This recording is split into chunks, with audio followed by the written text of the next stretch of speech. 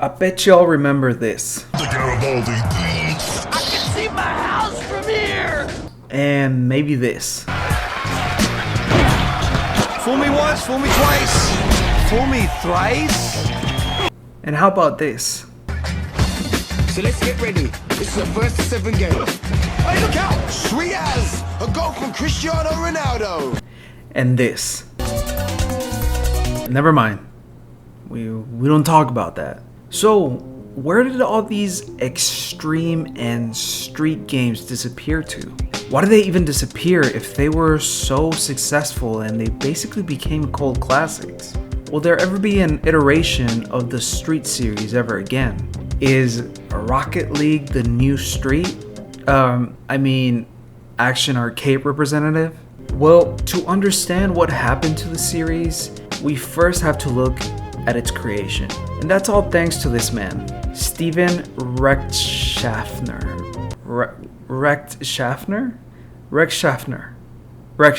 Yeah, alright. And well, of course, SSX. Steven started his career as a freestyle skier. His love for the winter sport even had him competing in the World Cup series, representing the US. After retiring from the sport, he ended up as a segment producer for a TV show in which the primary focus was action sports. While Steven and his work colleague were trying to find ideas to shoot a final segment, Steven had the crazy idea to create a hybrid between motocross and winter sports.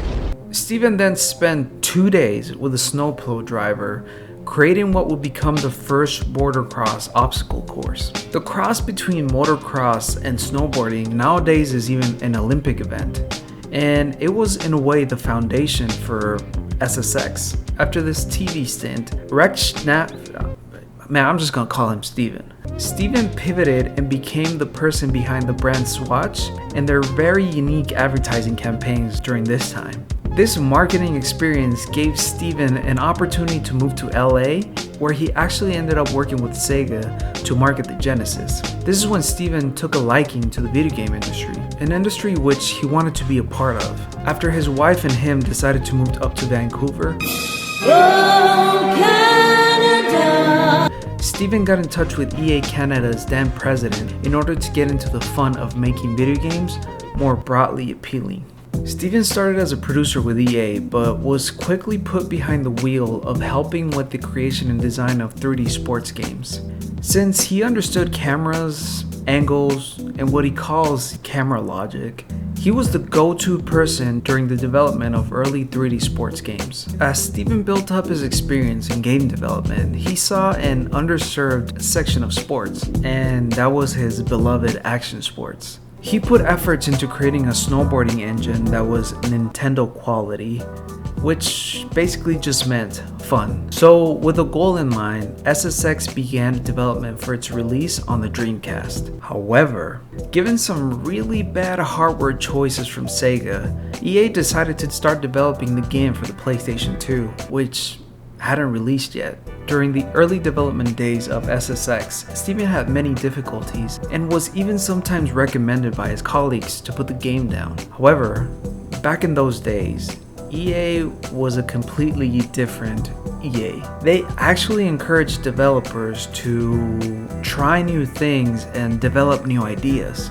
If the ideas turned successful, EA actually would award the developers with the tools to build upon that success. It's kind of a bit different EA from modern EA. You know what I'm saying? Once the final build of SSX was finished, it was nothing but praise for Steven and his team. EA had never before published such a game that had it all. Fast pacing, fun gameplay, and most importantly, personality. Shortly after the success of SSX came Steven's Lovechild between video games and action sports. This Lovechild was called EA Sports. This new brand under EA was Steven's way of making sports video games fun and, as he said, more broadly appealing. This success then went on to produce many more great games with the same unique approach that SSX had. Other games such as NBA Street and NBA Street Volume 2 began garnering positive responses throughout their history. Steven championed the design idea that all games, down to their very fundamentals, should be fun and accessible enough that anyone can pick up the game easily, but they could only master it through practice. However, not everything EA Sports Big created was noteworthy or even as fun as Steven's creations. Given that he only had influence and a very small say during the development of other titles under the EA Sports Big brand, many of these titles failed to create the same sense of fun that earlier titles had. Games such as Freestyle, although received fairly well by gamers, failed to replicate the same sense of fun and adoration from fans all over. And this was partly due because, according to Steven, the games were built on an unfinished foundation and with him having almost no say on the matter. Other big global sports such as FIFA Soccer were meant to get the street treatment, but unfortunately, due to EA's company structure back then, EA Sports Big never had any access to the soccer faction of EA's rights. So a lot of the FIFA titles were exclusive to their normal and rather realistic gameplay. It wasn't until a few years later that a completely different team than Steven's had the chance to develop FIFA Street. With a release date in 2005, FIFA Street did fairly well, but it did poorly in comparison to NBA Street. Many attribute this lack of fun design fundamentals to the inevitable demise and subsequent dissolution of EA Sports Big. Steven's last few titles were SSX 3 and NBA Street Volume 2, my favorite game from EA Sports Big, before his roles changed. There were subsequent titles from the team at EA Sports Big, such as the NFL Street Series, but almost all of them failed to really capture the magic that the first few EA Sports Big's titles really nurtured. It was then, after a few mediocre titles, that the name EA Sports Big was retired and it kinda just fizzled out of existence. Steven credits the financial crisis of 2007 as a huge cause as to why EA nowadays has such a traditional and rather conservative approach with sports games. Long gone are the days of EA giving developers their blessing and producing wacky and out-of-the-box sports video game ideas. Long gone are the days of ridiculous airtimes, ridiculous layups, and ridiculous nutmegs. One can argue that the influence from these action arcade games inspired the creation of games such as Super Mario Strikers or Sega Soccer Slam. Goal for Rico! Alright, maybe not that last one, but you know what I mean. That last one really scarred me. I can still see Rico's soccer shaven head in my dreams. Man, that motherfucker was creepy. Nowadays, the action arcade game scene is driven mostly by Rocket League, really.